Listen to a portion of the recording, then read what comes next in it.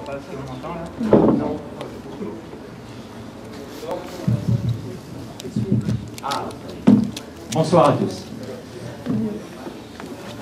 Voilà, donc je vous propose de parler cet après-midi de ce que nous apporte la science-fiction ancienne, si tant est qu'il n'y ait pas de paradoxe dans le titre, en commençant par vous présenter les invités qui sont autour de cette table, enfin ces tables. Donc je commencerai par vous prouver que l'ASF est déjà misogyne en soi, et l'ASF ancienne, eh ben, je vais vous prouver, non pas le contraire, mais la réalité, c'est-à-dire que la seule femme qui est autour de nous, c'est Natacha. Natacha Vastreis est universitaire, et c'est en plus une caution universitaire et de travaux universitaires. Voilà. Non, elle m'a été imposée. Donc elle s'occupe des utopies, du merveilleux scientifique, puisque avant 1926, on ne peut pas réellement parler de science-fiction, si ancienne soit-elle. C'est un autre mot qui a été inventé, on peut dire, par Maurice Renard, qui est le merveilleux scientifique. Et avant même, il y avait les utopistes, mais on va y revenir certainement. Tout à fait à ma gauche, Jean-Luc Boutel, qui est le créateur du Club des Aventuriers, dont un certain nombre sont dans cette salle. C'est un club qu'il anime sur un réseau social que je ne nommerai pas, voilà, et qui anime aussi un blog dont je vais te demander de le présenter sommairement, puisqu'il est vraiment dans le domaine de nos passions et qui nous intéresse. Ensuite, Francis Saint-Martin, qui est peut-être le plus ancien parmi ceux que je connais, ça ne veut pas dire que c'est le plus vieux, hein.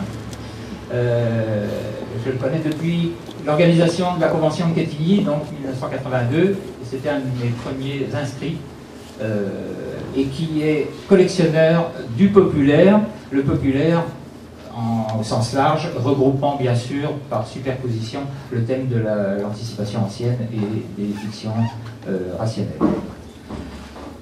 Il reste Jean-Pierre Lègle. Alors, tout le monde pense Jean-Pierre Moumon, mais il n'aime pas qu'on le dise, donc on ne le dira pas. Et grand collectionneur et éditeur de fascicules de réédition de textes rares et introuvables, qu'il est le seul à savoir dénicher et à nous proposer sous ces formes de fascicules en réimpression. Et traducteur, mais j'ai oublié le nombre de langues qu'il est capable de parler, et auteur, bien sûr. Voilà. Le plus beau compliment que j'ai lu au sujet de Jean-Pierre, je le dois à mon voisin de droite, Joseph Alterac, que je présenterai tout à l'heure, qui a dit « On a beau s'intituler des spécialistes de ce domaine, quand on lit Jean-Pierre, on apprend toujours quelque chose. » Je trouve que là, franchement, bravo, tu as bien résumé ce que sait faire notre ami.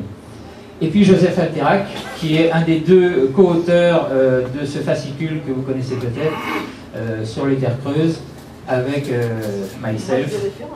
Voilà, alors Natacha a la gentillesse de dire que c'est devenu un ouvrage de référence, mais il en reste encore à vendre, alors si vous pouvez faire un effort, quand même. Voilà. Donc, on a fait le tour. Alors, je vois que dans la salle, il y a un assez grand nombre de collectionneurs de haut vol. Je ne les présenterai pas pour des raisons de confidentialité. Tu me corriges si je le dis mal. Il y a Marc M, Jacques B, Philippe M, voilà. Et il manque Pierrot Bordelot qui nous a quittés parce qu'il y avait une vente à Drouot qu'il ne voulait pas louper. Bon, que j'ai même pas eu le temps de te présenter. On ne va pas le refaire, surtout lui. Voilà. Le débat, vous connaissez, s'il y a un débat, on ne sait pas, mais on va vous présenter un peu ce que représente pour nous la science-fiction ancienne, les anticipations depuis les siècles derniers, et ce que ça peut apporter au domaine actuel de la fiction romanesque, en tout cas de leur étude. Si chacun... on finira par les questions du public, je sais qu'elles ne vont pas tarder. Voilà, Jean-Luc, ton présentation de club déjà, et puis ensuite tu nous diras ce que toi tu penses du domaine qui t'accapare tes nuits, tes journées, ton appartement, et ta femme m'a dit d'autres trucs, mais je ne peux pas les dire au micro. Voilà. Donc, pour vous présenter les aventuriers, alors déjà pour vous présenter mon site, qui est sur l'autre face du monde, que j'ai créé il y a à peu près 3 ans, à peu près conjointement avec le Club des Aventuriers. Le site sur l'autre face du monde qui se veut vraiment axé sur le merveilleux scientifique, comme le disait Guy tout à l'heure, en hommage à son créateur, disons Maurice Renard. Je n'ai pas fait preuve d'innovation, hein. Il existait bien avant sur support papier des fanzines, enfin des revues de référence.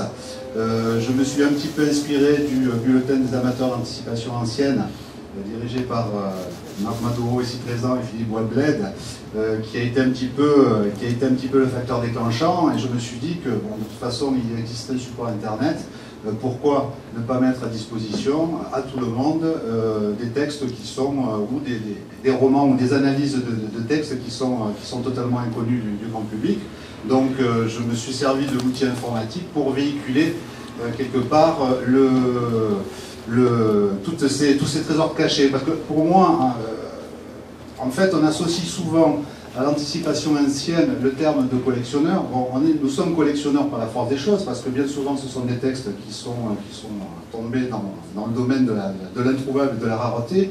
Donc pourquoi ne serait-ce que le privilège de certains favorisés qui auraient la chance de trouver ces textes ou qui auraient la bonne fortune d'avoir suffisamment de moyens pour pouvoir se les payer. Donc je me dis, autant que faire se peut, autant en faire profiter le plus grand nombre de personnes et d'essayer de parler, de présenter un auteur, de présenter une œuvre, de présenter une thématique. Ce qui a eu un effet rigoureusement inverse, c'est-à-dire que la cote a monté multiplié par 10 et maintenant plus personne ne peut s'acheter ce type d'ouvrage. Alors j'ai oublié de dire et de préciser que Jean-Luc était un peu du Midi, vous avez entendu, mais on n'a pas pu trouver de traducteur instantané.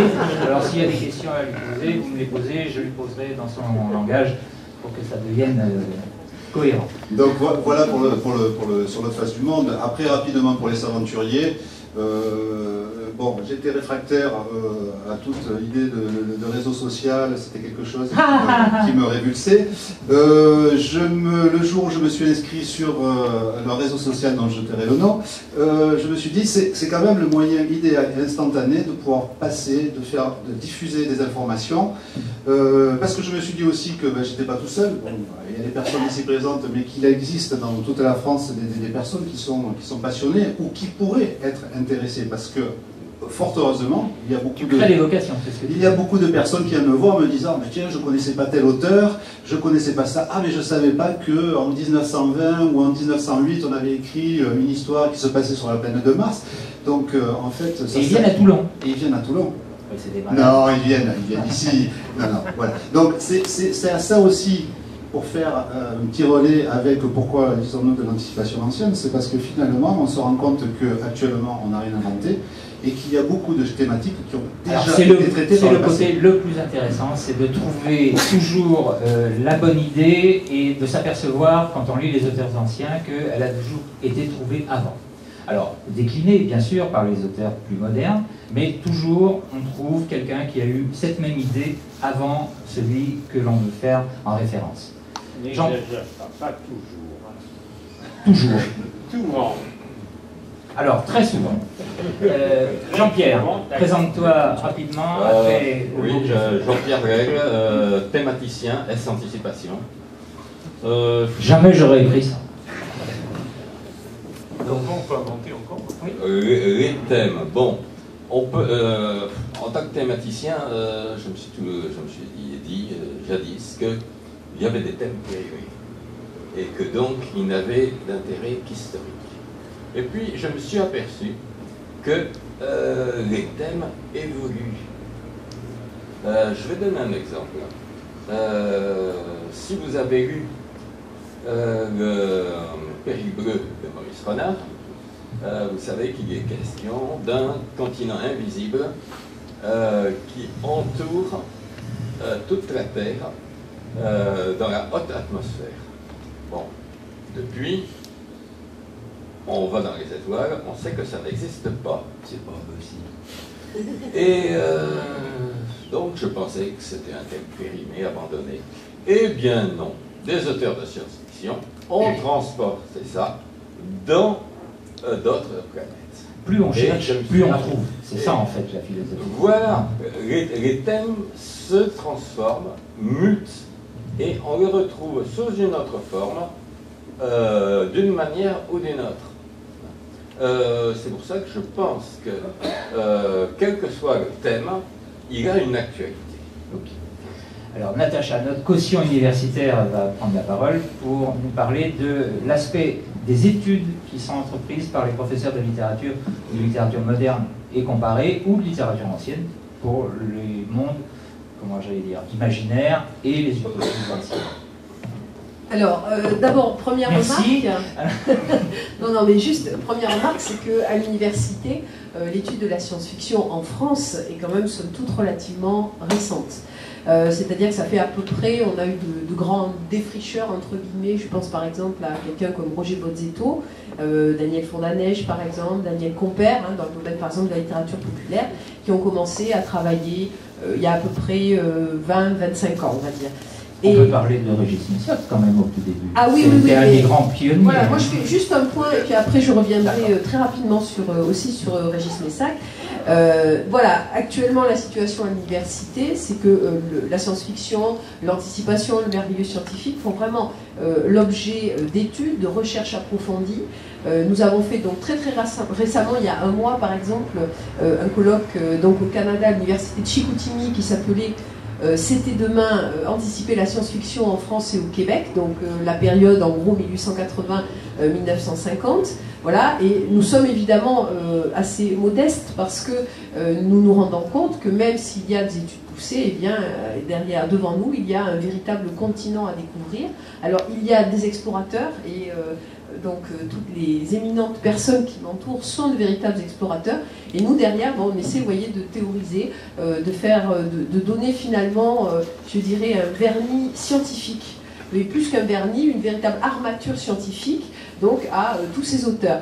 La deuxième chose que je dirais, c'est que avant évidemment ces grands défricheurs, qui étaient donc les personnes que j'ai citées, les universitaires que j'ai cités il y a 25 ans, il y a eu évidemment des universitaires et quelqu'un par exemple comme Régis Missac, mais pas uniquement pour la science-fiction. Régis Missac s'intéressait à toutes les marges littéraires, que ce soit par exemple le roman policier, le roman fantastique, ce qu'on appelait à l'époque également le roman populaire, et bien sûr les tout débuts de la science-fiction, puisque Missac aurait dû travailler avec Gernsback. S'il avait vécu, s'il n'était pas, puisque Régis Missac était un universitaire qui a été en poste à l'université McGill, donc au Canada, et s'il était resté là-bas, eh bien, il aurait travaillé avec Hugo Gernsback pour reprendre Amazing Stories. Vous voyez, donc c'était quand même quelqu'un qui était très en avance, je dirais. On est dans les années, fin des années 30, entre les années 30 donc, et les années 40, et malheureusement Régis Missac donc, est mort en déportation. Il a été arrêté en 1943. Voilà, il a fait de la résistance, il a été pris par les nazis, voilà. Déporté et disparu dans un camp à une date qui reste encore inconnue jusqu'à présent. On pense avril 1945. Voilà, mais pour l'instant... voilà, ça serait déterminé depuis très peu de temps. Oui, mais voilà. Et donc, juste pour terminer, bien, l'université, d'abord, il y a eu un renouvellement des générations, c'est-à-dire que ma génération et puis la génération qui suit, ce sont des jeunes étudiants qui d'abord aiment la science-fiction, parce que la science-fiction fait partie de notre dimension culturelle de façon totalement naturelle, et on a décidé donc d'en faire un objet de recherche. Voilà, et ma propre thèse qui s'intitule « Ces Français qui ont écrit demain », qui est sortie donc l'année dernière chez Honoré Champion, eh bien s'intéresser, alors tout un panel de 1890 à en gros 2004, mais avec quand même une partie la plus importante, et c'est là où je m'estime être une des spécialistes, justement, de la fin du 19e jusqu'aux années 1940. Donc il y a de vrais travaux à l'université, et la science-fiction devient vraiment, et l'anticipation, le merveilleux scientifique, devient un objet d'étude, véritablement, et dans le domaine des lettres. Okay. Voilà. Alors tu m'as fourni sur un plateau la transition que je voulais avoir avec le travail de Francis Saint-Martin, qui est le domaine du populaire, et Francis définit très bien la chose en disant qu'il y a un domaine qui se regroupe entre le populaire et la fiction ancienne. Effectivement, c'est les anticipations qu'on rencontre dans les romans dits de gare à l'époque, mais je refuse ce terme-là. Mais il va mieux encore que moi vous expliquer quels sont les objets de ces recherches. Eh bien, la science-fiction ancienne se situe dans un paysage beaucoup plus large qu'est celui de la littérature populaire. Et elle est parue dans des publications qui ne sont pas spécifiques. Et finalement, comme tout le reste de cette littérature, on peut la distinguer et lui trouver une origine. La quasi-totalité de cette littérature provient de la littérature géographique du siècle précédent. Et elle s'inscrit dans un paysage que l'on pourrait appeler une terre fermée. C'est-à-dire que une terre fermée, mais qui est ouverte en même temps à l'imaginaire des auteurs. Les auteurs imaginent encore la Terre comme une planète de découverte. Pas une planète plate, mais une planète où il y a des zones géographiques qui sont encore inconnues, et où ils vont donc situer une partie de leur imagination, et bien souvent une partie de leur intrigue. Donc c'est un peu comme si le théâtre que nous avions sous les yeux était gigantesque, et que derrière les rideaux se passaient des scènes, des actions qui ne sont pas visibles ordinairement, mais que l'on peut découvrir quand on se rapproche d'elle. Cette littérature est finalement assez pauvre, esthétiquement, même si thématiquement elle peut être riche. Elle se décline souvent en parties imaginatives où on va ranger tout ce qui est la race perdue, la découverte de civilisation, l'expérimentation scientifique développée, ainsi de suite. C'est un fragment de littérature qui est assez mimétique et finalement qui découle bien de la littérature de Jules Verne, c'est-à-dire que c'est de la littérature d'exploration. Et en même temps, elle donne une bonne image de l'esprit de l'époque et des auteurs qui ont pratiqué ce genre, qui finalement ne sont pas des gens extrêmement imaginatifs, du moins pour ce qui est du futur. Ils peuvent être excellents en ce qui concerne leurs intrigues, mais ils n'imaginent pas un futur très très développé. Par contre, il y a d'autres littératures qui existent, toujours dans le même domaine, où les auteurs visiblement se projettent ailleurs que sur le théâtre terrestre. Et ils ne se contentent pas d'exporter dans des endroits méconnus leurs idées originales. On va certainement parler de ces auteurs-là, et qui sont ceux qui valent le frisson que l'on ressent quand on trouve un livre de science-fiction inconnu, quelque chose qui va peut-être nous ouvrir de nouveaux horizons. Alors, il ne faut pas rêver, des livres de science-fiction inconnus, il n'y en a pas beaucoup, mais par contre, des textes, oui. C'est-à-dire que la plupart du temps, et c'est un aspect technique des recherches que nous sommes en train d'entreprendre, ce sont les difficultés d'accès des documents quand ils sont en revue ou en journal. Francis s'est fait une spécialité de ce type de recherche, et avec Joseph, puisqu'on va certainement maintenant être en phase, non pas terminale, mais pré-terminale, de rédaction d'une très grosse encyclopédie qui va de la première utopie française, donc 1616, et là c'est une annonce officielle, jusqu'à la date, on s'est fixé 1951, parce que dans le domaine francophone, et on ne parle que du domaine francophone, c'est une date importante puisque c'est la première date d'apparition des collections spécialisées en France. On estime qu'après, ça devient de la science-fiction moderne et que ça n'est pas notre propos pour cela en ce moment. Donc notre recherche sera celle-ci. Voilà, un mot donc sur les collections de journaux qui sont les côtés difficiles à rassembler, à obtenir, malgré la numérisation de plus en plus importante d'un site comme Gallica, où là on a de plus en plus accès à ces choses-là, mais jusqu'à présent c'était quand même pas facile de trouver des textes, même s'ils étaient nombreux. Si vous voulez ajouter quelque chose.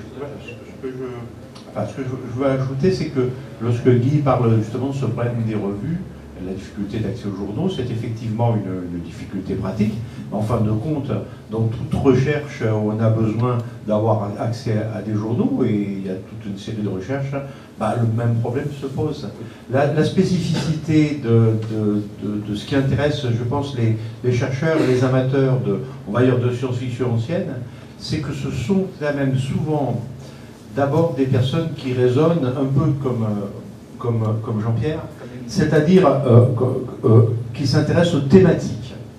Et donc ça pose un problème très compliqué parce que au prétexte qu'un texte va parler de futur, on a un texte écrit en 1900 puis il nous décrit le monde en 1950, ça va nous intéresser. Le problème c'est qu'il y a plusieurs manières de parler du futur. Il y a des textes qui n'ont pas du tout le même statut. Il y a des textes très populaires, des textes d'histoire d'aventure, par exemple dans des collections spécialisées d'aventure. Il y a des textes d'intellectuels à vocation philosophique. Eh bien, les amateurs de science-fiction ancienne vont avoir tendance à, non pas mélanger tout cela, ils ne sont pas stupides, ils voient bien les différences d'approche des auteurs, les différences de statut des textes. Mais pour eux, la thématique va être particulièrement importante. Donc on verra dans leur liste, dans leurs exemples, se mélanger des auteurs populaires comme Bousnard, Paul Dewar, et des auteurs à prétention philosophique, et écrivant des utopies. Et ça, je pense que c'est quelque chose qui est difficile à gérer. D'ailleurs, le point de vue de l'université m'intéresserait là-dessus, parce que je pense quand même que ce qu'on appelle la science-fiction ancienne, enfin les amateurs, les chercheurs de science-fiction ancienne, sont pour moi très très influencés, j'allais dire sans le savoir, mais en réalité le savent tous, par Versin, par l'encyclopédie de Versin. Par cette volonté de Pierre Versin, donc qui avait sorti une encyclopédie de la science-fiction, des voyages extraordinaires, de l'utopie. D'ailleurs, il a plus de 40 ans, et qui justement, il parlait de science-fiction, d'utopie et de voyages extraordinaires. Bah, on peut se demander si tout ça, c'est bien la même chose. Eh bien, dans l'esprit de Pierre Versin, il sait bien que tous les textes n'ont pas le même statut, mais ce qui va l'intéresser, lui, c'est l'idée conjecturale. Et c'est bien pour cela d'ailleurs qu'il a lancé cette formule qui a fait beaucoup sourire, ou qui a été beaucoup critiquée, ou qui est très critiquable, mais qui est quand même très forte, et qui est celle de conjecture romanesque rationnelle. On n'a pas trouvé mieux. On n'a pas trouvé mieux. Le vrai problème, c'est... en tout cas, c'est comme ça que lui voit les choses. Le problème, les discussions entre passionnés sont plutôt sur le côté rationnel, parce que le terme rationnel est un peu délicat là-dessus. Mais on se comprend. C'est-à-dire que, en gros, on parle plutôt de spéculation d'ordre matérialiste, même si l'auteur peut ne pas être matérialiste dans sa philosophie. Mais on se comprend. On est dans le thématique.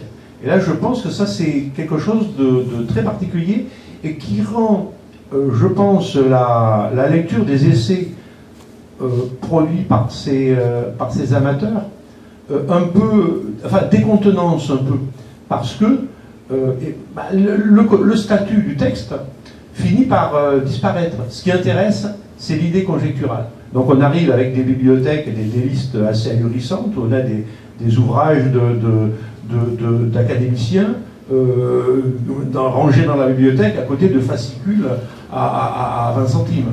Ce qui est curieux. Mais c'est curieux, mais c'est comme ça. C'est la thématique qui prime, me semble-t-il. Et ça, c'est quelque chose de particulier. Alors, ça complique tout, évidemment, au niveau des définitions. Parce que quand on veut essayer de définir la science-fiction, à partir de là, on perd de vue, chez l'amateur de science-fiction ancienne, il perd de vue, même s'il le sait, mais il perd de vue le statut des textes. Ce qui l'intéresse, c'est la thématique. Oui, je voudrais ajouter quelque chose. Je me suis aperçu, en tant que thématicien, que tout thème est extrêmement subjectif. C'est-à-dire que quand on parle d'un thème que je parle d'un thème avec une autre personne, soit elle a tendance à restreindre ce thème, soit elle a tendance à l'étendre.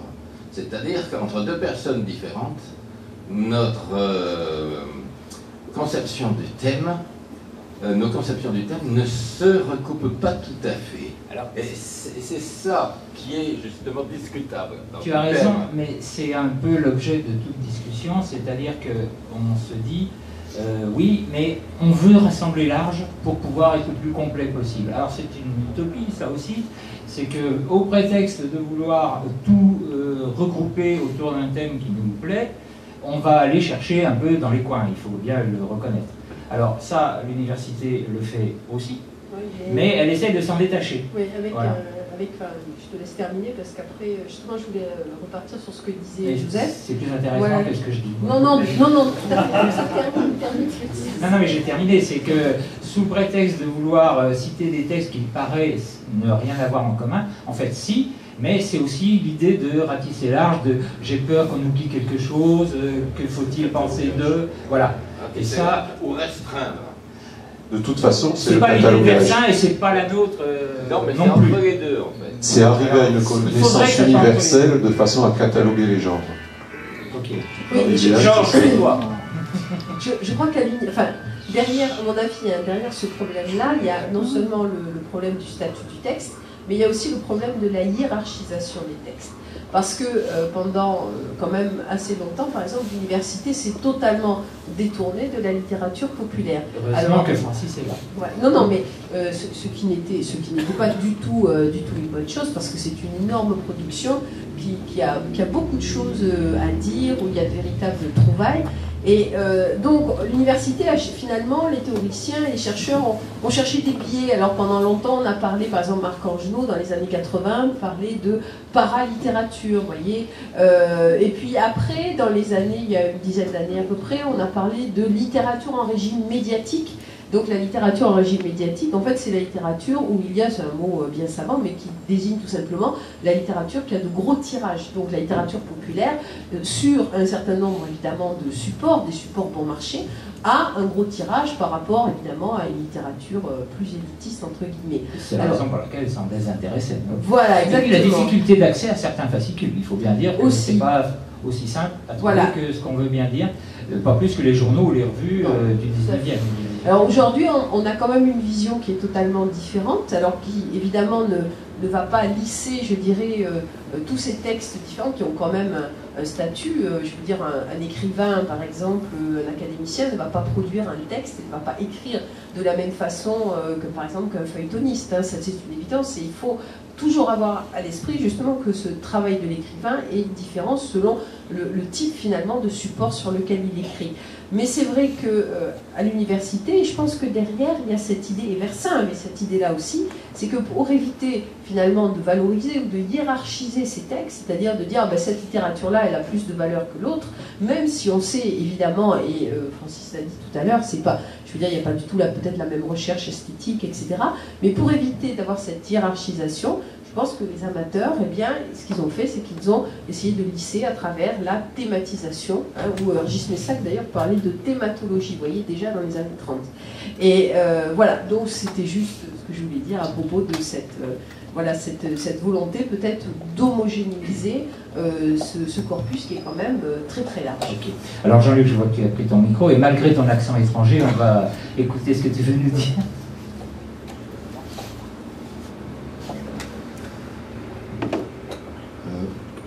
Moi, je voulais simplement dire que, justement, est-ce que, justement, à trop vouloir cloisonner les genres, à trop vouloir les catégoriser, les mettre vraiment dans des thématiques bien définies, on perd un petit peu l'essence même de ce pourquoi ces textes avaient été écrits au départ.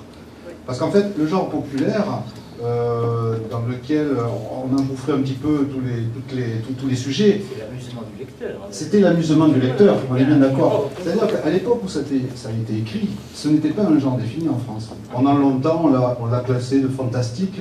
Les romans de Jacques Spitz étaient intitulés... C'était des romans fantastiques.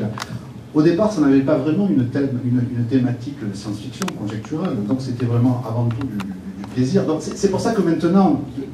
C'est nous après coup qui avons cassé. Voilà, c'est après. Ce sont les études qui ont Ce sont les études qui ont permis de... Mais quelque part, au départ,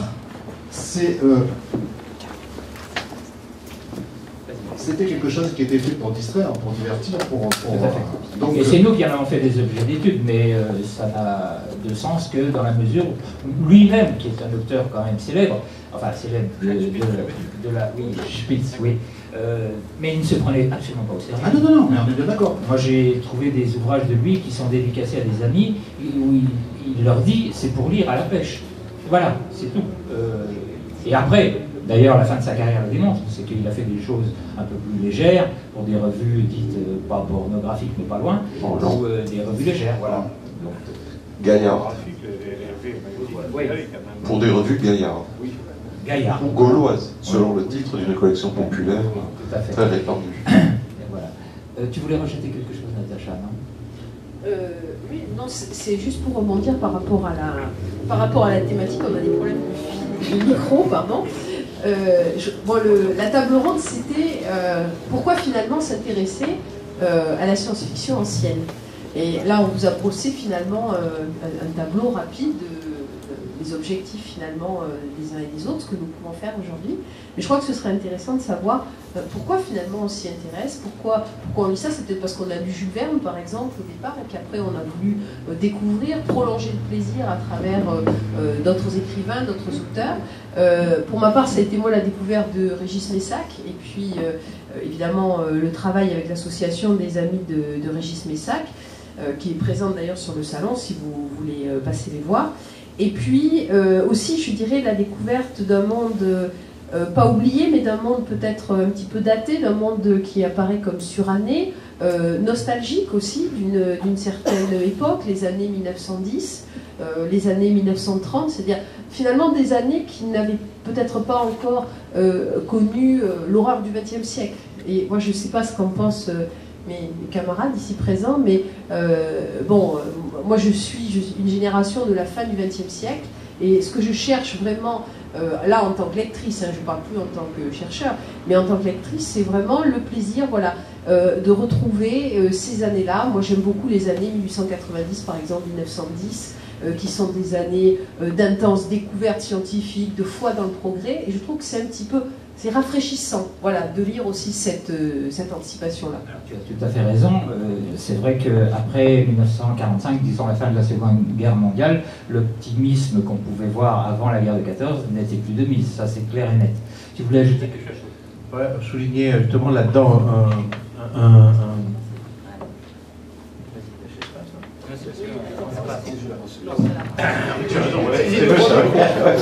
c'est la technologie.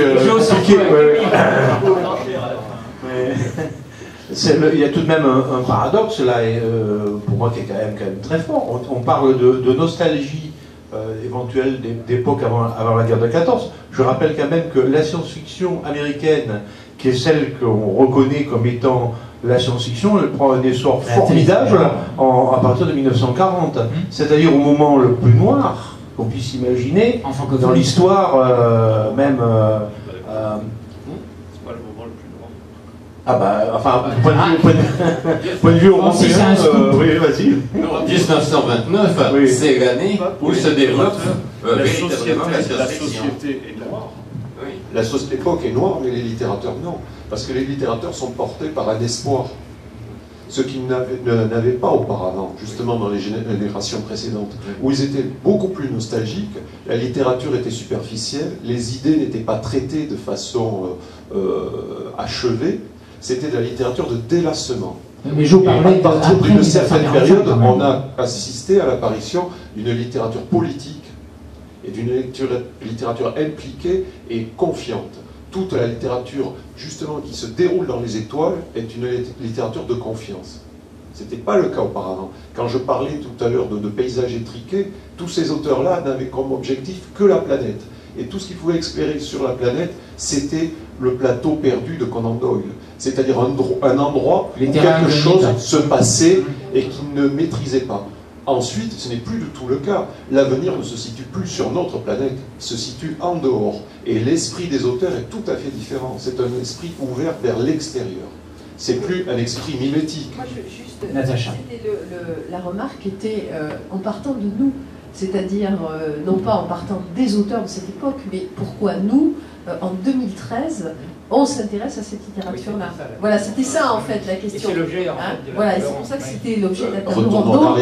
Voilà, donc c'est la question qu'il fallait voilà, qu'on pouvait se. Oui, j'ai peut-être une réponse. Quand on étudie un texte, il faut toujours le replacer dans son contexte, c'est-à-dire à l'époque où il a été produit. Par exemple, il est assez piquant de constater que la littérature de science-fiction américaine a connu un grand développement juste après la crise de 1929. Et pourtant, c'était une période où les gens étaient fauchés. Une période noire.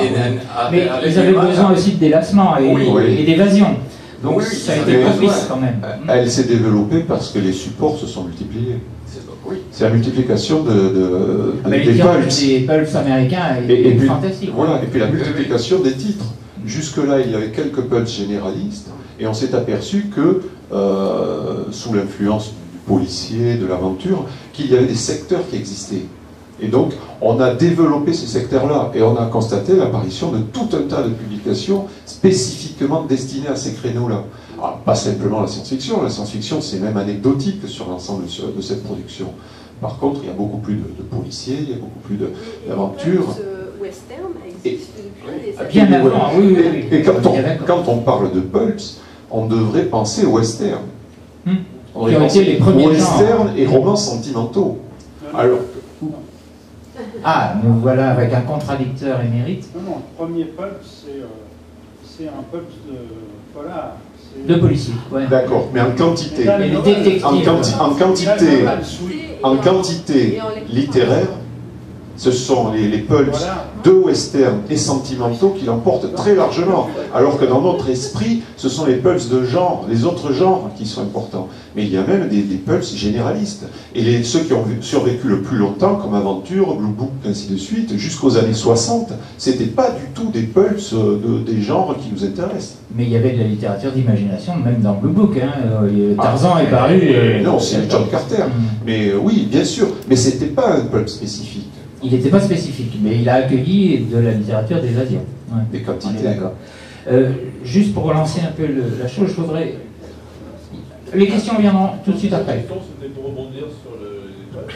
Le premier pulp, c'est Argosy.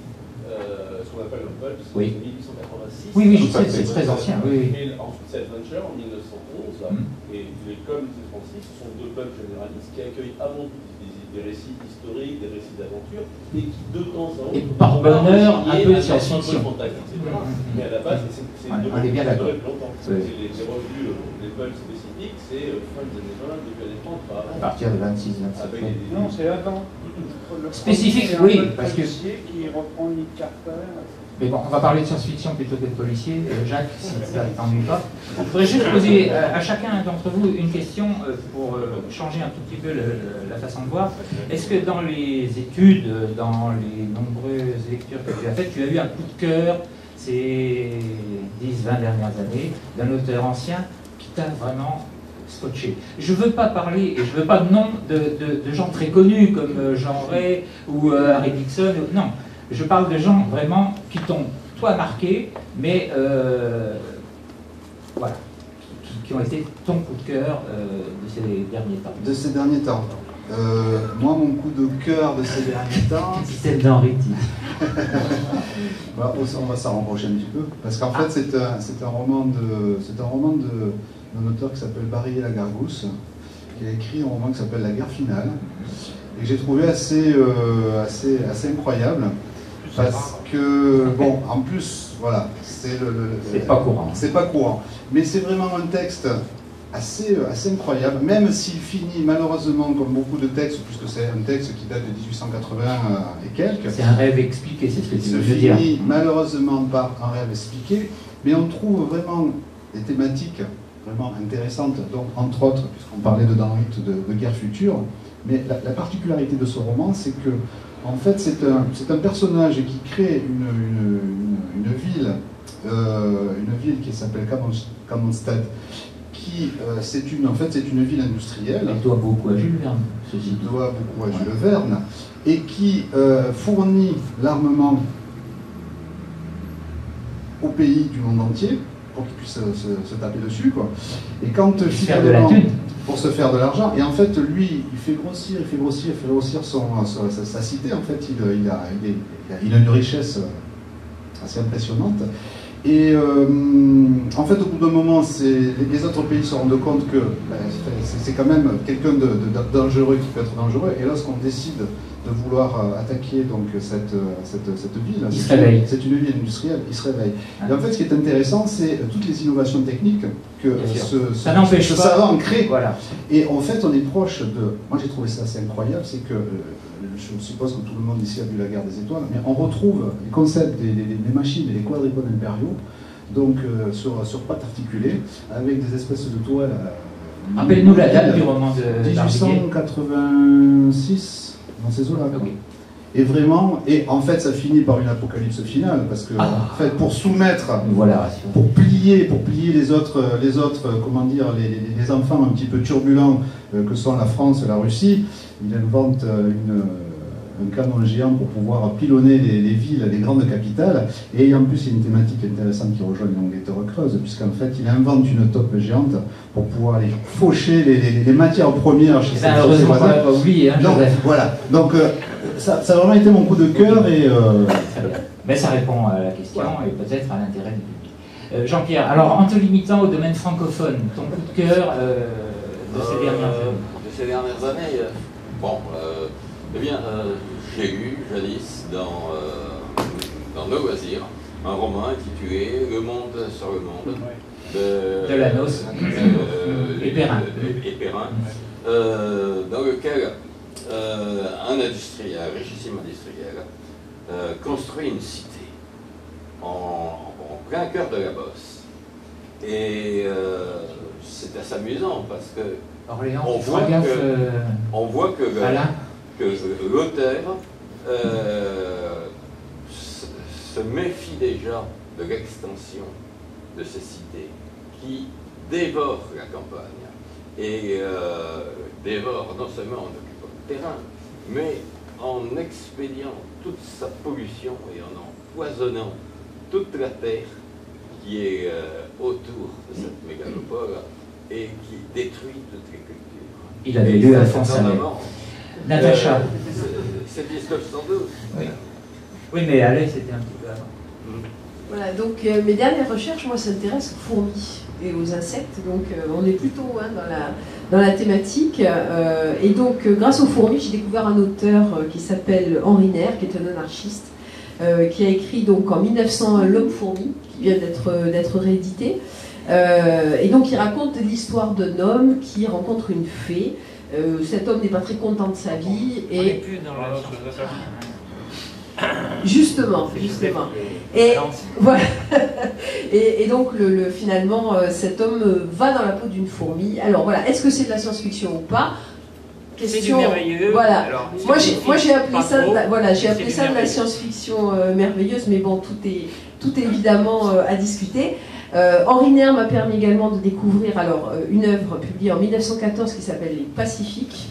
Voilà, et les Pacifiques, c'est l'histoire, en fait, c'est une nouvelle version de l'Atlantide, bon, qui est assez facile à trouver, je pense. Hein, voilà, et puis, toute dernière lecture, c'est La dernière jouissance de René Dunant, voilà, qui est une œuvre apocalyptique, on peut dire ça, politique et apocalyptique. Alors, voilà. je ne sais pas si Lydia l'a mis dans son bouquin, mais ça, on lui posera la question plus tard. Francis, voilà. Et puis après, c'est à toi, Joseph. Ne t'impatiente pas, tu auras ton tour. Moi, j'apprécie tout particulièrement le livre dont on a vu la photo, là, c'est Le Ballon fantôme de Jacques Desgachons. Parce que c'est pas autre chose à lire, pas. Parce que c'est un paradoxe. C'est un livre cher, c'est un livre destiné aux étrennes des gamins, et qui prône à l'intérieur de ces pages.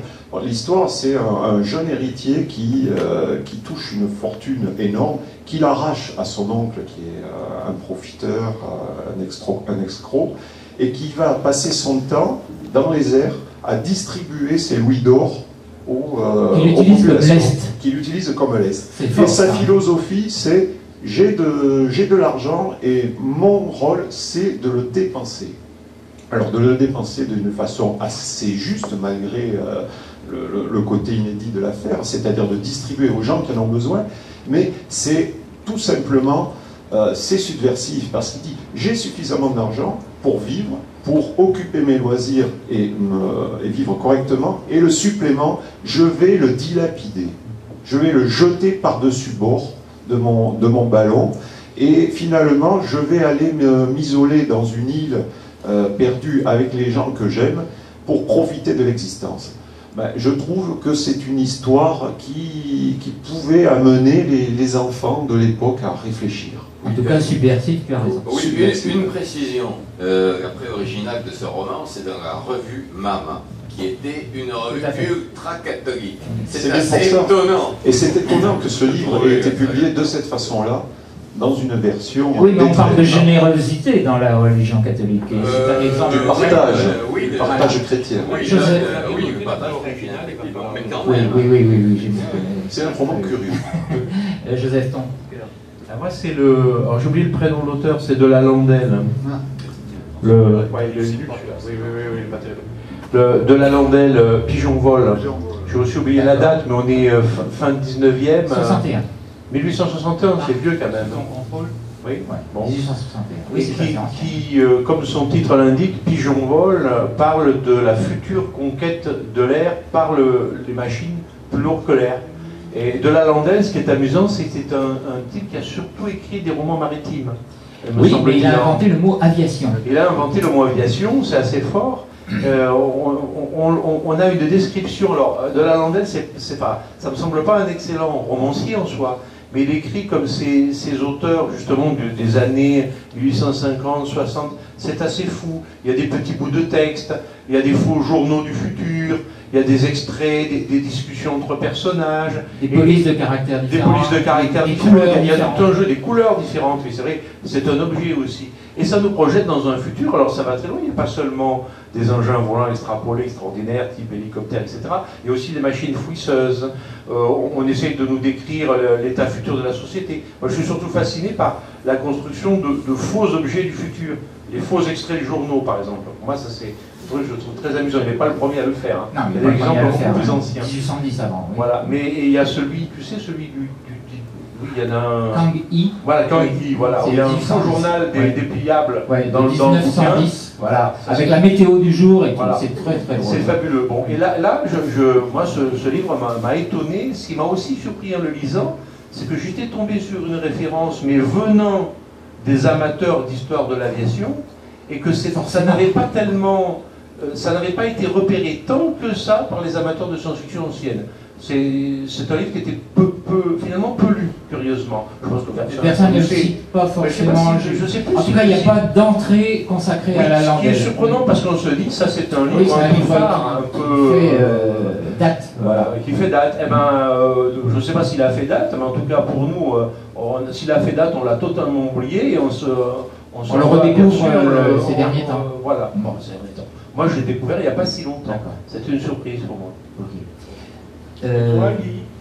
Alors moi c'est Julien Mauvrac, qui est un petit auteur qui est vraiment peu connu, enfin à part les 4 ou 5 personnes qui sont ici, et peut-être 2 ou 3 dans la salle, qui est absolument fascinant.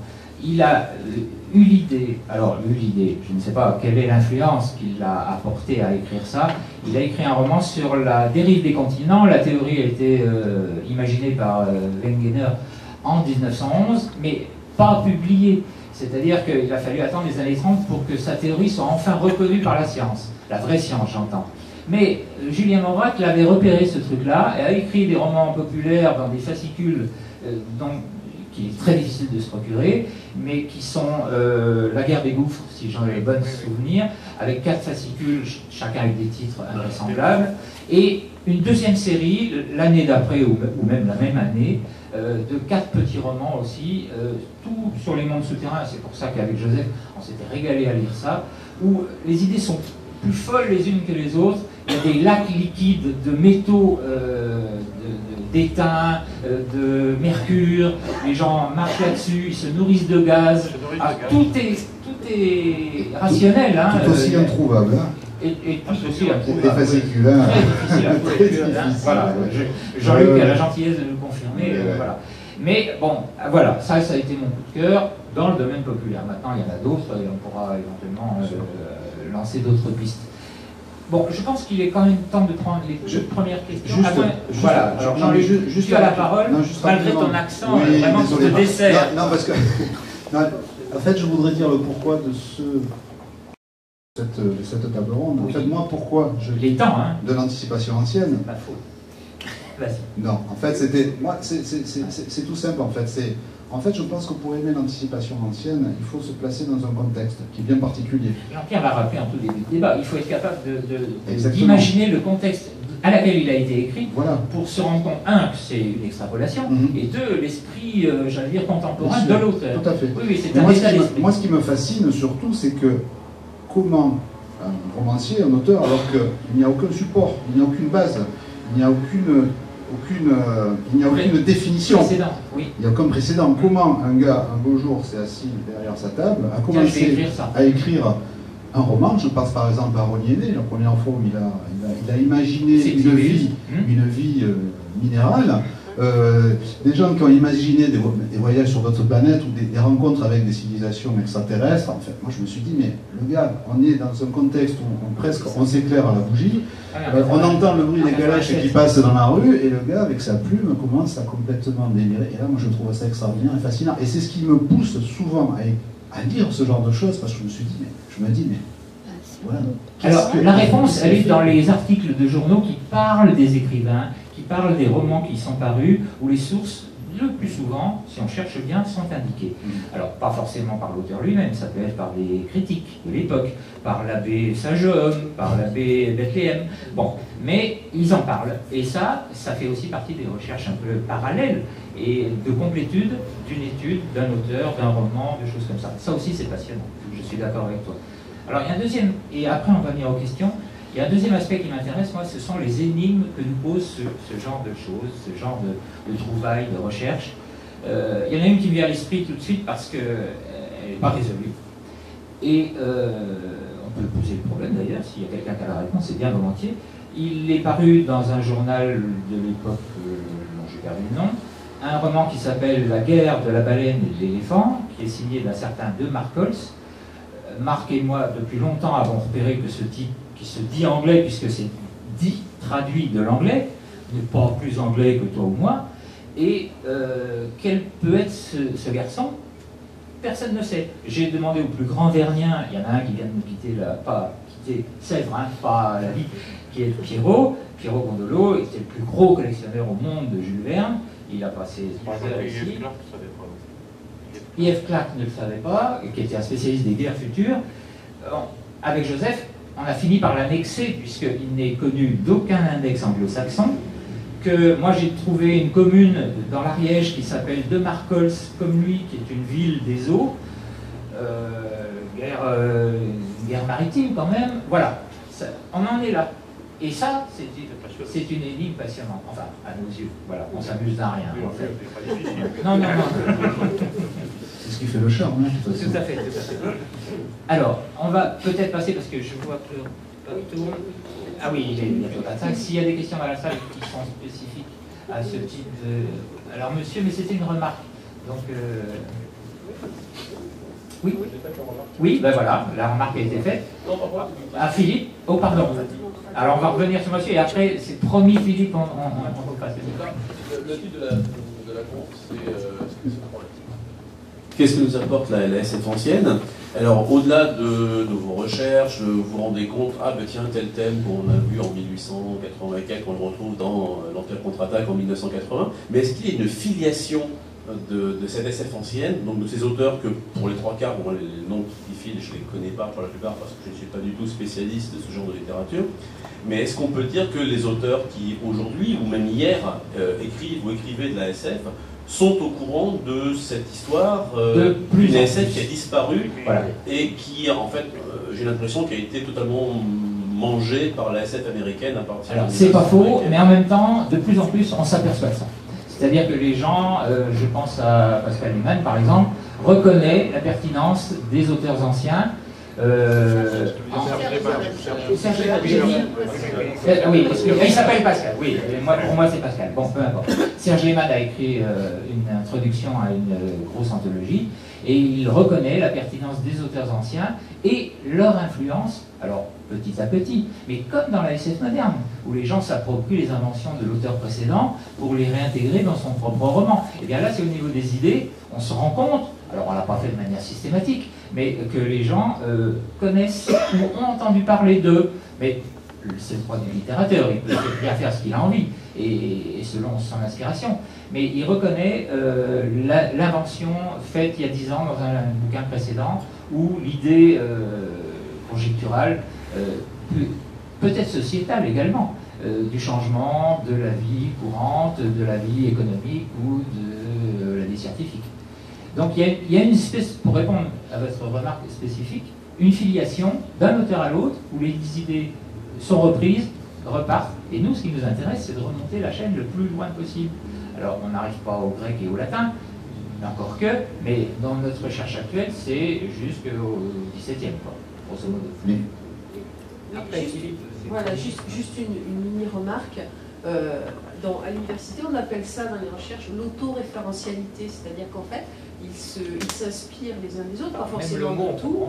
Voilà, mais si, non, mais ça veut dire qu'on prend des références, voilà, on les utilise, et puis c'est le lien, justement, c'est ce qui crée ce qu'on appelle une veine littéraire. Vous voyez ?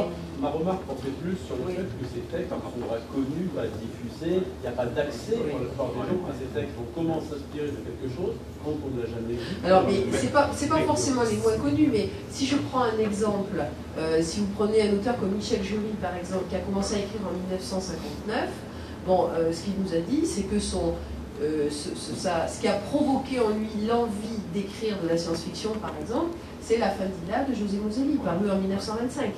Vous voyez, et c'est pour ça qu'il va forcément reprendre. C'est-à-dire que voilà, il y a des liens, mais c'est parfois des liens très, très tenus. Ça peut être une idée, voilà, ou affectif. Ou affectif, tout à fait. C'est très variable. Mais moi, je pense qu'il y a une véritable veine littéraire. Ça c'est une évidence. Elle n'est pas facile à détecter. Elle n'est pas toujours facile à détecter. Et il y a souvent des c'est ça qui est passionnant.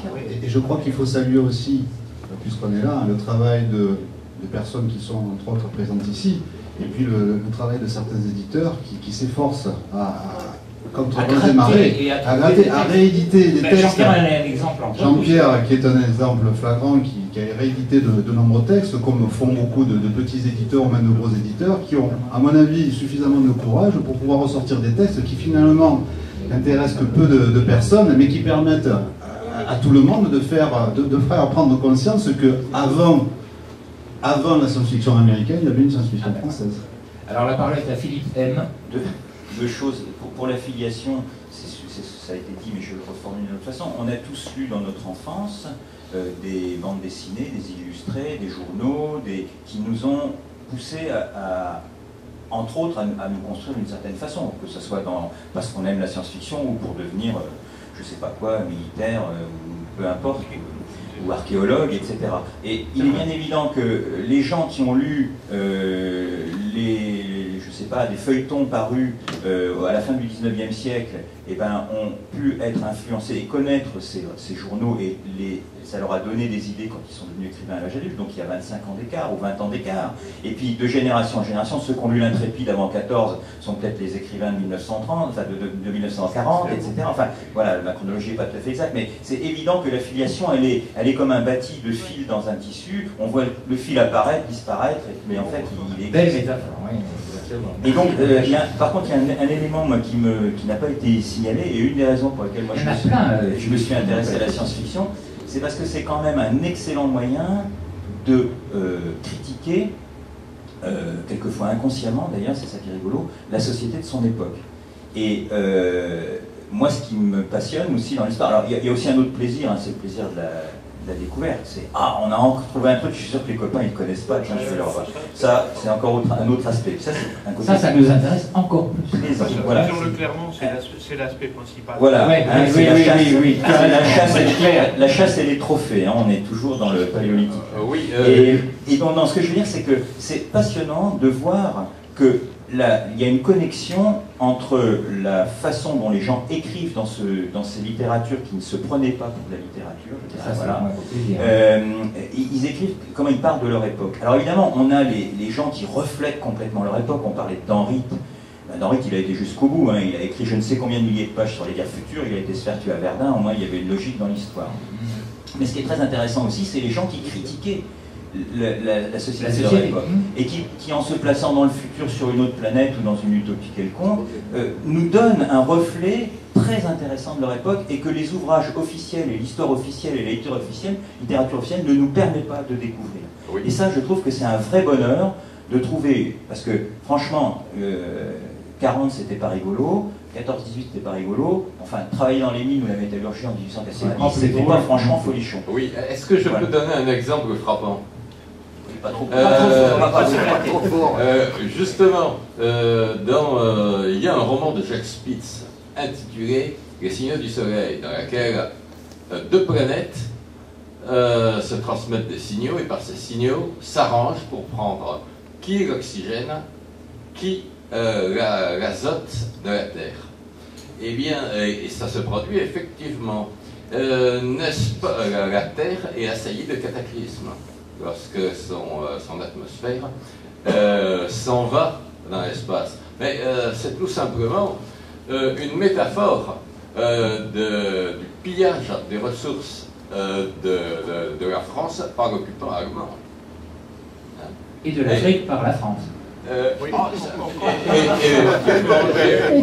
J'ai évoqué ce problème dans le thème que j'ai développé dans mon ouvrage. Ça m'a assez frappé. Alors, monsieur a une question. À votre avis, y a-t-il un projet de rééditer mon roman d'aventure des éditions Ferenczi? Ah, mais je l'ai fait, ça. C'est Jean-Pierre qui s'en est chargé. J'en ai réédité. Sous la direction de Claude Hermier. Oui, il y a beaucoup de fascicules. J'ai réédité 20 fascicules de Maurice Lima. Mais pas que. Pas que Maurice Lima. C'est juste plus rare que les éditions originales, mais autrement. Oui, mais ça lui rapporte quelques argent, donc il ne faut pas hésiter. J'ai pas fait fortune. D'autres questions, monsieur? Pas suffisant. Oui. Et depuis qu'il se rase, on le reconnaît plus. Comme moi aussi, je suis un amateur de science-fiction ancienne et j'y suis arrivé par la littérature populaire. Tu vois qu'il y en a un dans le Nord. Ouais. Si tu disais non. Et quand je ne fais pas l'accent du sud, du nord du sud, que je suis du nord maintenant. Attention, moi, je suis arrivé on est deux Toulonnais dans la salle. On t'attend à la sortie. Non, moi je suis tout de l'adoption, donc. Donc moi je suis arrivé en fait à la littérature de science-fiction par la littérature populaire, parce que mon premier choc a été de lire les intégrales, le début d'intégrale de Fantomas quand c'est sorti chez Bouquin. Et moi ce qui m'a intéressé c'est, vous avez parlé des thèmes, vous avez parlé de beaucoup de choses. Moi ce qui m'intéresse vraiment c'est le plaisir de lecture. J'ai face à moi des textes qui sont délirants, où l'imagination est totalement débridée.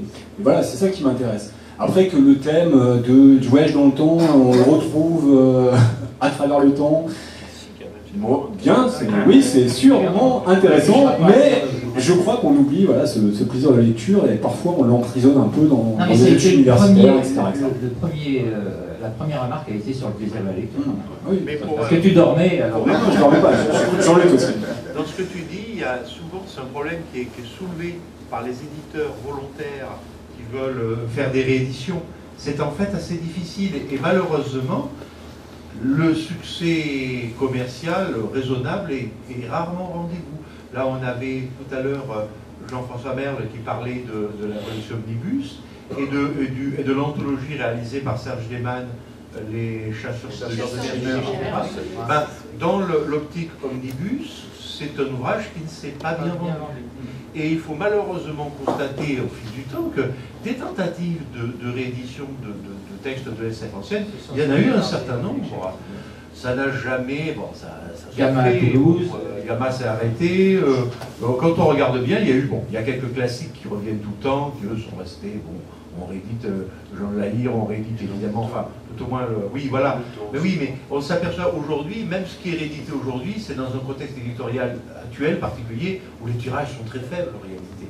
Donc, mais la micro-édition actuelle permet ça maintenant. Voilà. Donc c'est aussi un progrès. Mais les rééditions un peu massives, passer des auteurs qui sont des auteurs comme Rony et encore certains textes, ça ne marchait pas très bien. Hein. Et donc il y a souvent cette demande, ah oui mais les textes ne sont pas disponibles. Alors oui, c'est que quand ils sont rendus disponibles chez l'éditeur, ça fait souvent un flop. Alors bon, c'est pas facile. Hein. Et l'amateur qui voudrait vraiment se procurer tel ouvrage, s'il investit dans un omnibus à 30 €, il aura tout autant de chances, en cherchant un peu, de trouver l'original pour ce prix-là. Oui, mais enfin, bon là, oui. C'est un aspect important quand même. Oui. Parce que toi, entre une originale à 30 € et un omnibus, tu prendras l'omnibus. Je me fais offrir l'omnibus. C'est ça. L'omnibus, il y a plusieurs textes quand même. Hein. Il y a plusieurs textes. Oui, il y a plusieurs textes. Oui, donc, dans certains, difficilement trouvables. Non, mais il faut quand même pas se leurrer. Cette science-fiction ne peut pas intéresser grand monde. Point final. Eh bien, tu vois, je voulais quand même remercier le public parce que je m'attendais à 4 personnes et je vois que la salle est presque pleine, donc c'est bien. Alors, c'est le monsieur au fond avant et après la dame. Oui. Pas intéresser grand monde, bon, c'est très relatif. Moi, je suis passionné par ce que j'entends aujourd'hui, même si je dormais tout à l'heure, c'était moi qui dormais. Voilà. Excuse-moi, Philippe. C'est le jet lag parce que je viens du sud-ouest, moi. Voilà, on sait ce que c'est. Je comprends. Et en organisant avec Natacha une expo sur Michel Jury, alors que je connaissais rien à la SF, je le reconnais volontiers, j'ai découvert Cyrano, j'ai lu Cyrano, qui s'inspirait des philosophes. Ensuite, effectivement, on parle pas des Blancs Rostand, on est bien d'accord. Oui, on parle de Cyrano, celui qui n'était pas de Bergerac, mais qui rapportait le nom. Il s'appelait comme ça. Et Michel Jury était bien de Bergeracois, lui, mais ce qui est intéressant, c'est que justement, en préparant une expo sur Michel Jury, moi qui n'avais aucune compétence, c'était Natacha qui l'avait, mais moi j'apprenais. Et je voyais toutes ces influences et je me disais à chaque fois, mais est-ce que c'est bien une idée de lui ou est-ce que c'est une idée qu'il a récupérée? Et je n'avais évidemment pas la réponse. Mais le problème, c'est et voyant que, effectivement, en lisant Cyrano en même temps, en voyant que lui, il s'inspirait des philosophes et que Jury lui-même, parce qu'il avait écrit en s'inspirant de ce qu'il trouvait, de ce qu'il nous a raconté, de son inspiration, notamment de Carsag, avec cette petite polémique qui a failli tuer l'avenir de Michel Jury à un moment donné. Aujourd'hui, ça paraît complètement surréaliste, mais ce qui est intéressant, c'est de voir que Jury et Dick ont ensuite influencé Deleuze dans la notion de société de contrôle. Donc la boucle est bouclée quelque part. Et ça, je trouve ça passionnant. C'est-à-dire que la science-fiction s'inspirait des philosophes, et la science-fiction, maintenant, inspire les philosophes, et l'anticipation, de façon plus générale, inspire les philosophes. Voilà. Ok, merci. Madame. Moi, je ne connais pas du tout la science-fiction, et encore moins la science-fiction ancienne, mais j'ai lu C'est très courageux à vous d'être là. Je suis curieuse, voilà. Et j'ai lu quand même un livre de science-fiction qui a été écrit à la fin du 19e siècle, d'un pasteur anglais qui s'appelle Edwin Abbott, Flatland, et j'ai été très impressionnée. Je voulais savoir si, moi j'ai pas trouvé, est-ce qu'il a écrit d'autres choses et est-ce qu'il a influencé, enfin, est-ce qu'il a une descendance, voilà. Alors il a écrit d'autres choses, mais qui ne sont pas de ce domaine-là. D'accord. Voilà. C'était un pasteur philosophe. Voilà. Il y a eu des suites. Des suites, par contre, oui. Oui. Le même thème a été repris, des dimensions, comment dire, des planètes ou des mondes à 2 dimensions. Voilà. Oui, la planète de cristal, la planète de cristal de Léon Gros, qui parle d'un satellite de la Terre où des êtres à 2 dimensions existent. Merci. Oui. On va passer au monsieur au fond et après Philippe. L'auteur. Léon Gros, G-R-O-C. Bonsoir, oui, c'est pour ça. Est-ce qu'il y a une demande importante? Est-ce qu'il y a un public pour ne pas appeler, c'est plus ancienne, la science ancienne, on pourrait dire l'anticipation à l'époque où la science existait, c'est-à-dire ce qu'on appelait l'époque où il existait la littérature à un autre nom, ça s'appelait la littérature plus proche du fantastique, d'ailleurs fantôme, etc., que c'est-à-dire ce qu'on appelait le merveilleux, un peu le magique, etc. C'est-à-dire remontant par exemple, et qu'on éditerait actuellement, souvent un peu comme des romans à la médiévale, c'est-à-dire arthurien, etc., chevalier de la table ronde, etc. Mais mélangé de science-fiction, je pense notamment, il y a eu une collection il y a quelques années, enfin dans les années 80, de science-fiction qui s'appelait, je sais pas, la collection Mazarine ou édition de la table ronde, qui était de science-fiction, qui, comme leur nom l'indique, se réfère à un concept très ancien, le Moyen-Âge, la littérature du Moyen-Âge, le merveilleux, de la presse, etc., Tu avais un élément de réponse à une question que je n'ai pas comprise. Est-ce qu'il y a actuellement une demande par rapport à la demande usuelle de la science-fiction? Demande au sens du public? Oui. par rapport à la demande des romans créés avec une situation actuelle, c'est D'accord, merci. sur ce truc un peu magique, médiéval. Oui, mais ça ne nous concerne pas. non, mais je ne sais pas. Il y a la fantaisie quand même maintenant comme genre établi qui s'est bien établi, mais qui vient plutôt. Enfin, mais là c'est un autre débat. Je pense qu'il vient plutôt du monde anglo-saxon. Dans le monde français, il n'y a pas eu tellement bien connu des. Oui, voilà, mais on a du médiéval français qui date du médiéval, mais après ça a évolué et il n'y a pas eu tellement de, il n'y a pas eu ça n'a plus tellement existé en France. Aujourd'hui, ce qu'on lit en fantasy en France vient de traduction anglo-saxonne. Alors des auteurs français s'y sont mis, mais ils sont pas tellement dans la lignée des auteurs médiévaux de la quête du Graal et tout ça. Ça a disparu complètement du paysage littéraire français, sauf rares exceptions. On peut toujours trouver des trucs curieux. Oui, mais Oui, pardon. Oui, nous avons à l'université de Bordeaux, nous avons invité l'auteur contemporain Lionel Davoust, voilà, dans le cadre d'un programme qui s'appelle Néomède, c'est-à-dire où les modernités médiévales, comment le Moyen-Âge est revisité à travers la littérature contemporaine. Voilà, vous avez francophone, oui, Lionel Davoust, c'est un auteur français. Voilà. Oui, c'est maintenant. Pour répondre après sur la demande, quant à le quantifier, est-ce qu'il y a une demande pour la littérature anticipation ancienne, c'est bien ça? C'est assez difficile à quantifier. Parce que, en fait, les seuls éléments de réponse que l'on pourrait avoir, ce sont les personnes qui, au travers de sites, de références, de blogs qui parlent de ce type de littérature, ce sont les retours qu'on peut avoir de personnes en disant « mais tiens, on parlait de ce texte, moi ça m'intéresserait, ce serait bien de le rééditer ». Mais après, pour vraiment le quantifier, c'est extrêmement difficile. La demande transparaît dans les chiffres de vente. Exactement. Elle est très faible. Et par contre, ce qui peut être intéressant aussi, mais ce serait peut-être un autre débat, c'est que en fait, le lien qu'il pourrait y avoir entre l'anticipation ancienne et ce que l'on peut lire actuellement, ce serait peut-être le steampunk, qui fait référence à quand même à un contexte relativement... Le mouvement à la mode. Le mouvement est à la mode. Donc Actuel, effectivement, il y a de plus en plus de jeunes lecteurs qui s'intéressent au steampunk, qui essayent de gratter un petit peu, et qui se disent, et qui nous demandent « Ah mais tiens, vous connaissez pas ?» Et on les reporte, si vous voulez, à des auteurs anciens qui disent « Ah mais tiens, effectivement... » Un nouveau terme qui apparaît, c'est le rétrofuturisme, puisque le rétrofuturisme. Une exposition là-dessus. Exactement. C'est effectivement le truc qui est là. Mais ça peut être un point de jonction entre le récent et le moderne. Oui, de la même façon qu'il y avait 3 assiettes modernes à la fin de l'exposition des assiettes anciennes. C'est exactement la même chose.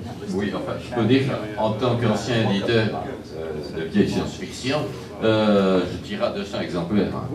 Et ça va jamais arrivé au bout du tirage. Alors, pourtant, j'avais un bon fichier. Ok. Philippe. Oui, il y a 3 petites choses. La première, c'est que ce qui a été dit pour la philosophie est aussi vrai pour la science. Il est certain que la science-fiction a été beaucoup... On demandait d'où venaient les idées, mais quelquefois ils venaient de quelque chose qui n'avait rien à voir avec la littérature, mais qui avait quelque chose à voir avec l'évolution scientifique de l'époque, avec tous les bémols que ça peut représenter. Donc la science-fiction s'est nourrie en partie, pas seulement, mais de la science, et elle a influencé certaines démarches et certaines recherches scientifiques. Et en ce moment, légèrement les thèmes. Voilà, et en ce moment, il y a des interactions. La robotique, c'est un exemple avec les lois d'Asimov. Alors, elles ne sont plus pertinentes pour les roboticiens actuels. Ils ont trouvé qu'il y avait des failles dans le système. Et c'est pas seulement dans la littérature, c'est dans la robotique réelle. La deuxième chose, c'est une des raisons pour lesquelles je pense qu'on a du mal à trouver un public pour la science-fiction ancienne, c'est notre faute. C'est-à-dire qu'on est tellement passionné et intéressé par des choses qui n'ont rien à voir avec la littérature. L'idée, le thème, la recherche de d'où ça vient, quelle filiation, quel est le premier qui a eu l'idée, où est-ce qu'on le trouve, ah j'ai dépouillé telle collection, j'ai dépouillé, voilà. Et il ne faut pas oublier que 90%, comme disait Sturgeon, de n'importe quoi ne vaut rien, et que toute une partie de cette littérature est quand même très difficilement lisible. Alors il peut y avoir des idées extraordinaires dans des textes, des textes vraiment merdiques. Illisibles, donc nous on va s'enthousiasmer pour l'idée ou pour le fait que c'est les premiers qui a eu cette idée-là, Et quand on veut le faire lire à quelqu'un qui n'est pas passionné, voilà. Et le paradoxe aussi, c'est que comme beaucoup de thèmes ont été utilisés dans la science-fiction contemporaine, alors contemporaine des générations qui suivent, au fur et à mesure que les générations lycées, quand on lit de la science-fiction ancienne, on se dit, bah merde, on l'a déjà lu ça. Et c'est le paradoxe, c'est-à-dire qu'on va trouver que cette science-fiction ancienne qui était précurseur, elle radote, puisqu'on l'a déjà... Ah, j'ai lu ça dans un bouquin qui a été publié en 99, en 2007, etc. Oui, je peux dire une chose, en tant que thématicien, je pense que quand j'écris sur un thème, j'évite à mes lecteurs la douleur, le pensum de lire certains textes. Hein, je leur rends service. Tu ne réédites que les bons, c'est ce que tu veux dire. Non, je ne parle pas en tant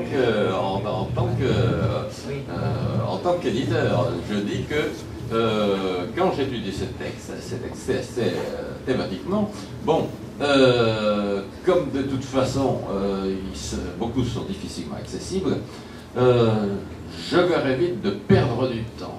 Qu'ils lisent plutôt mes ouvrages plutôt que ces textes. Oui, pour effectivement aller tout à fait dans votre sens, le problème de ces textes, c'est que beaucoup sont très datés.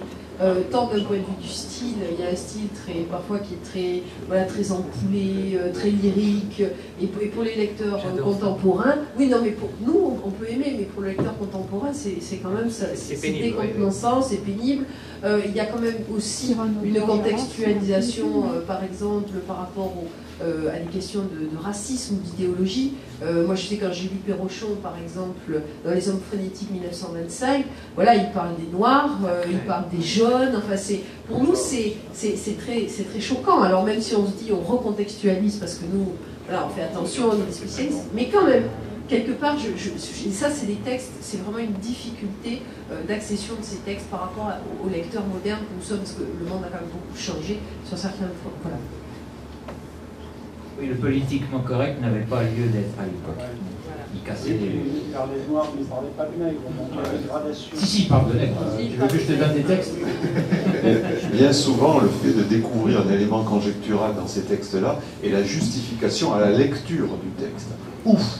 Nous n'avons pas complètement perdu notre temps parce que nous pouvons le cataloguer, ce livre ou cette nouvelle, dans notre répertoire. C'est comme attraper un petit poisson. Voilà, on rentre à la maison, dans sa nasse, un tout petit poisson. Juste, Francis, pour conclure, parce que l'heure est largement dépassée, c'est que c'est un peu le travail que nous faisons avec Joseph. On s'applique à résumer les livres, à donner un petit extrait. Ça évite à beaucoup de gens de se casser le nez sur des textes à pensum, alors que là, il n'y a plus que il y a un horrible syndrome. La quinte essence. On s'est coltiné ces trucs illisibles où on veut absolument trouver un truc conjectural et obligé de se dire l'un l'autre. Ben non, voilà, ça c'est pas conjectural, on va pas vraiment regarder, c'est pas vraiment intéressant. Et c'est vrai que c'est un peu, des fois c'est un peu désespérant. Pourquoi j'ai lu ce truc de 2500 pages en feuilleton? Il n'y a rien. Okay. Ça c'est le mot de la fin. Tu n'as pas eu le courage d'abandonner à la page 70. C'est ton jeu. Vous êtes des défricheurs de l'imaginaire. Des défricheurs de l'imaginaire. C'est une très belle formule. Merci Jean-Luc. Et bonsoir à tous.